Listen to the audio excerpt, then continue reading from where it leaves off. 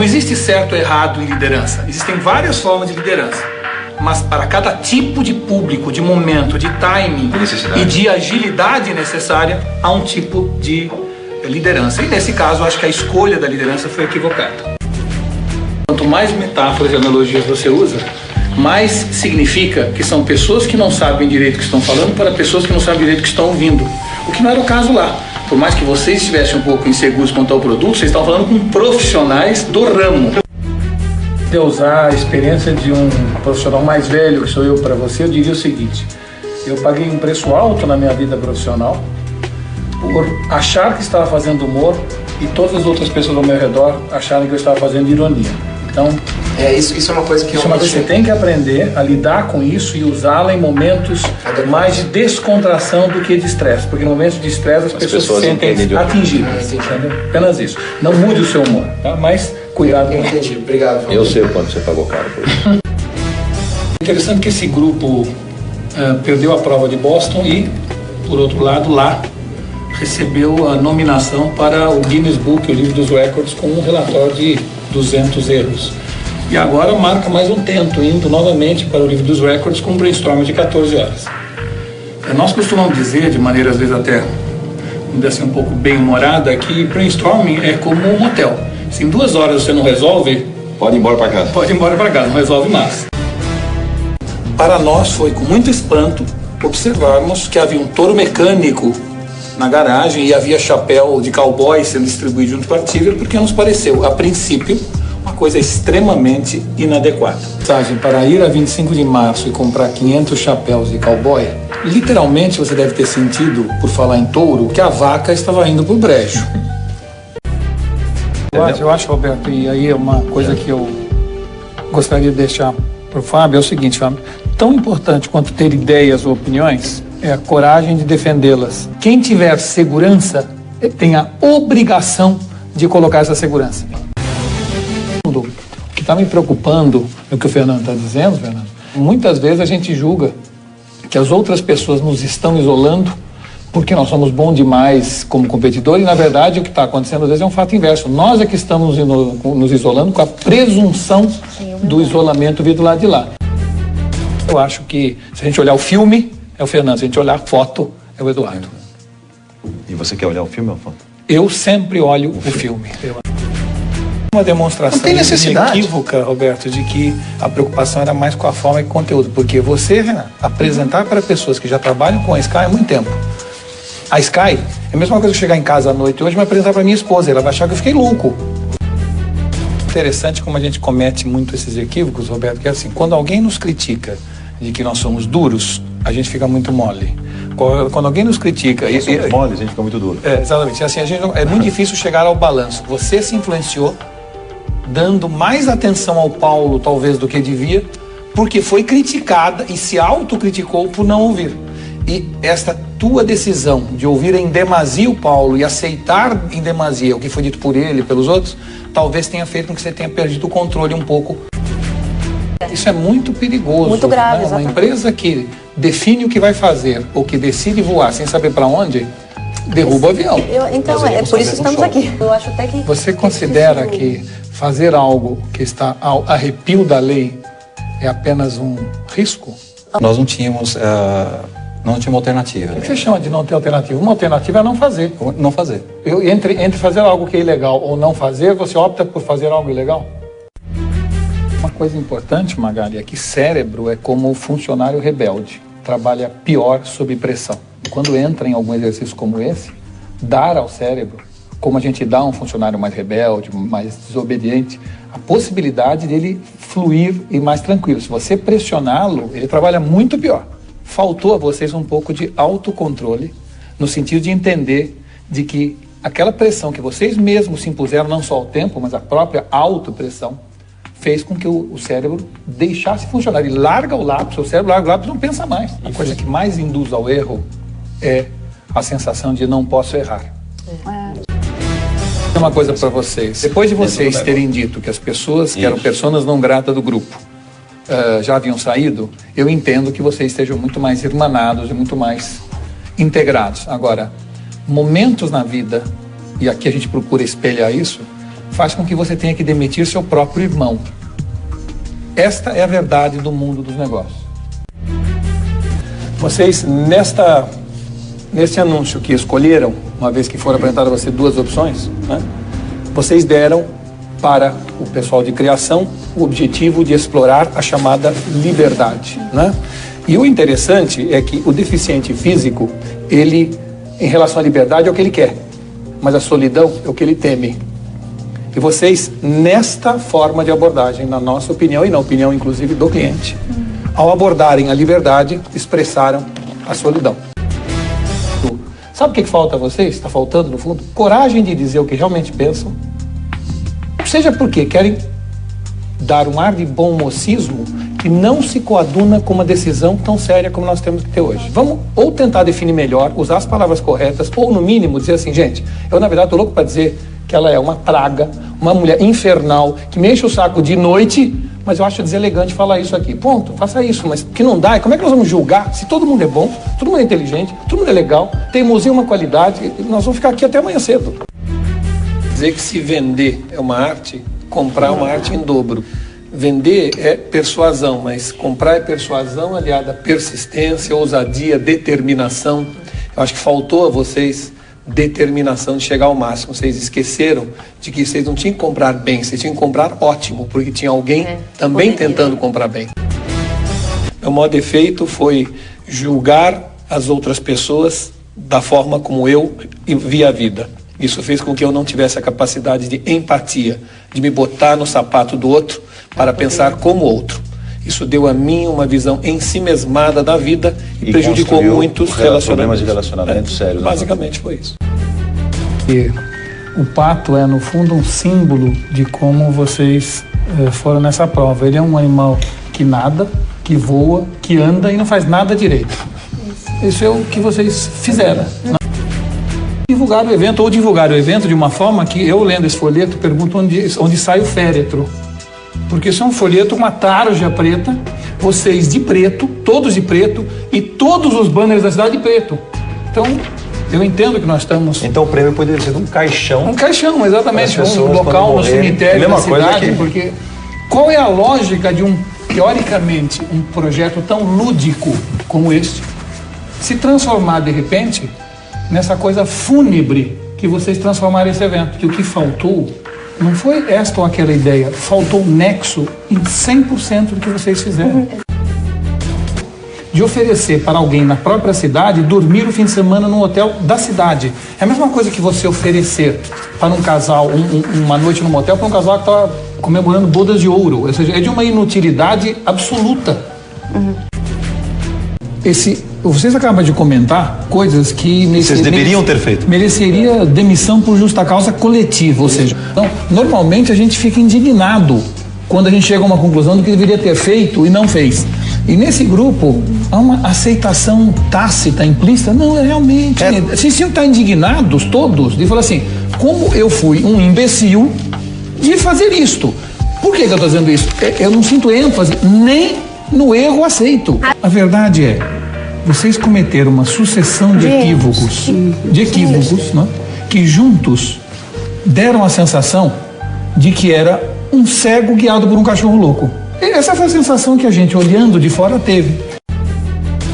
Em geral, as pessoas fazem muita confusão entre conceito central de uma campanha, a ideia criativa e o slogan. E normalmente eu assisti vocês pensando no hotel, discutindo, e vocês passavam por essas três coisas simultaneamente, né? Então, o conceito central é uma descrição sucinta que consegue expressar ou exprimir a principal característica ou posicionamento do produto, que deve ser transmitido através de uma ideia criativa. Então, é o que a gente busca na essência para ser transmitido. A primeira coisa que se faz é a definição do conceito central. O que eu quero transmitir? Depois, a segunda coisa é a ideia criativa. Como eu quero transmitir? E depois disso vem o slogan que, de certa maneira, fixa tudo aquilo que eu expressei através da ideia criativa na mente do consumidor. A gente tentou analisar nessa prova, e que para nós foi um pouco frustrante, é que publicidade é criatividade aplicada ao bom senso.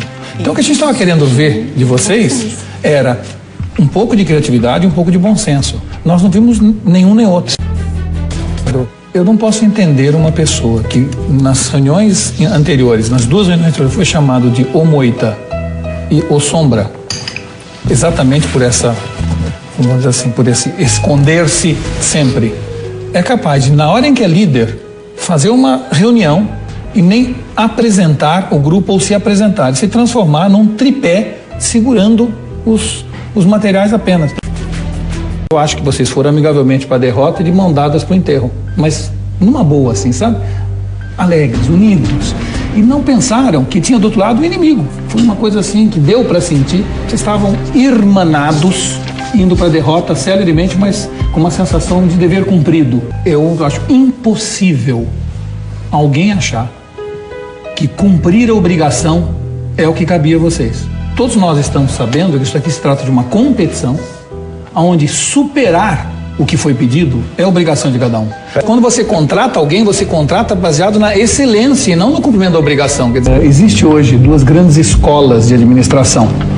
Uma escola que diz que o ideal é botar a cenoura na frente das pessoas. Outra escola diz que o negócio é botar a cenoura atrás das pessoas. E essa decisão sobre a posição das cenouras é o que normalmente se discute em administração. O que nós estamos dizendo é que não é nem uma coisa nem outra. Não é para todo mundo brigar feito gato e rato, como brigavam na equipe anterior. Também não pode ser uma amizade, um carinho, um respeito, uma vontade de estar junto tão grande que arrefeça a vontade de lutar dessa equipe. Na verdade, um sócio de qualquer empreendimento tem que ter uma visão estratégica, tem que entender o que vai fazer. Mais do que isso, ter uma visão grandiosa que vocês não tiveram mais uma pequenada. E mesmo na pequenada, que aí é que me deixa de cabelo em pé, não foram fundo na visão pequenada. O mundo está mudando, é uma surpresa, né? As mulheres foram melhor na prova do exército e pior na prova de decoração. O mundo está diferente. Na hora em que se contrata uma pessoa, que depois contrata outra, que passa a ser responsável por contratar uma equipe, por isso que a gente pede um prato chamado Pokémon e ele serve Pocahontas. Foi isso que aconteceu. Há uma diferença grande entre fazer sexo e fazer amor. Eles fizeram amor, vocês fizeram sexo. Vocês cumpriram profissionalmente, com muita competência, tudo aquilo, mas faltou aquele brilho no olho, aquele abraço, aquele aperto de mão. Roberto, sendo muito honesto para você, Nas outras vezes você não é honesto, porque quando você sempre começa assim, sendo muito honesto, eu queria saber se as outras vezes, quando você não fizer essa frase inicial, se eu tenho que olhar com desconfiança. Pode confiar sempre. Eu acho que vocês confundem muito a ação com o movimento e agem como uma abelha que voa para todo lado e só faz cera. Então houve uma perda de produtividade grande. Os 3 minutos dele. O grande problema de todo pode ser resumido isso. Faltava anexo em cada uma das decisões de vocês. O resultado, comparando com o outro, para nós era como se perguntasse assim: você quer ser rico com saúde ou pobre doente? Quer dizer, essa é a decisão que vocês não deixaram. Vender é convencer e não vencer pelo cansaço, pela empurroterapia que vocês de alguma forma praticaram. Não é imposição, né? O grande sintoma da ignorância humana é esperar resultado diferente fazendo sempre a mesma coisa. Claro, assim, eu não sei se você é superior aos outros. De forma alguma. Não sei nem se você se acha superior aos outros. Mas não. Que você parece que se acha superior aos outros. Age como isso quem parece. se acha.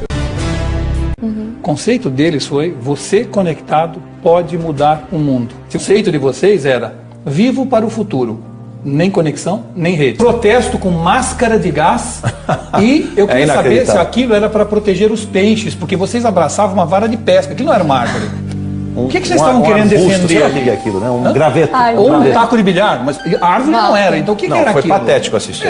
Um cachorrinho abraçado, com vocês de mãozinha dada abraçando a árvore. Vocês foram patéticos. Assim, ninguém está falando que então não devia fazer nada, porque não é bem o que eu queria. Não, vocês podiam fazer, mas vocês tinham que ter noção de ridículo. Quem foi a ideia desse assunto? Essa abordagem piegas de resquício de vida em meio à selva de pedra me lembra os melhores tempos do Ataíde Patrese, se alguém lembra dele. É uma coisa tão fora do tão antiga, tão velha, para uma apresentação para gente, que eu me senti na década de 60. Só isso afastou 99% de quem é jovem. Uma frase dessa, acharam que era alguém de 70 anos escrevendo isso. Eu não sei se você entende o que eu estou falando. Agora, vocês estavam discutindo a posição das cadeiras no convés do Titanic. Vocês fizeram uma chapa que rodaria naquele motor, que virou uma verdadeira lâmina. Aquilo, se uma pessoa botar a mão ali, vai se cortar, mas vocês têm um lixado. E mais do que isso, sem nenhuma sustentação, como vocês falaram, quer dizer, essa família poderia comer somente soufflé. Porque mais pesado do que um soufflé, ninguém mais, aquilo giraria. A real pergunta é assim, o que vocês pensaram ao fazer uma mesa pequena o suficiente para não precisar daquilo redondo?